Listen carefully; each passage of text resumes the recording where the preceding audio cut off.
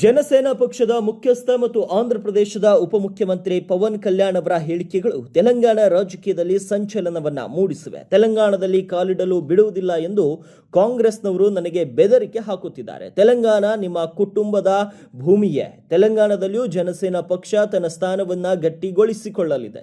ನಾವು ಮುಂದಿನ ಚುನಾವಣೆಯಲ್ಲಿ ತೆಲಂಗಾಣದಲ್ಲಿಯೂ ಸ್ಪರ್ಧಿಸುತ್ತೇವೆ.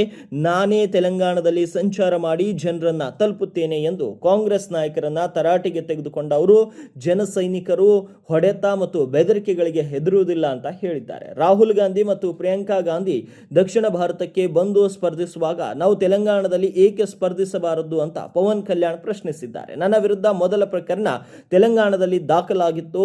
ನಾಲಿಗೆ ಕತ್ತರಿಸುವ ಬಗ್ಗೆ ಮಾತನಾಡುತ್ತಿರುವ ಕಾಂಗ್ರೆಸ್ ನಾಯಕರಿಗೆ ನಾನು ಹೇಳುತ್ತಿದ್ದೇನೆ, ಇಲ್ಲಿಗೆ ಯಾರೇ ಬಂದರೂ ಬನ್ನಿ, ನಾನು ನನ್ನ ನಾಲಿಗೆಯನ್ನ ತೋರಿಸುತ್ತೇನೆ ಅಂತ ಸವಾಲ್ ಹಾಕಿದ್ದಾರೆ. ಜನಸೇನಾ ತೆಲಂಗಾಣದ ಹೃದಯ ಭಾಗದಲ್ಲಿ ಹುಟ್ಟಿಕೊಂಡಿದ್ದು ಇಲ್ಲಿ 1 ಲಕ್ಷಕ್ಕೂ ಹೆಚ್ಚು ಜನಸೇನಾ ಸೈನಿಕರಿದ್ದಾರೆ ಅಂತ ಪವನ್ ಹೇಳಿದ್ದಾರೆ.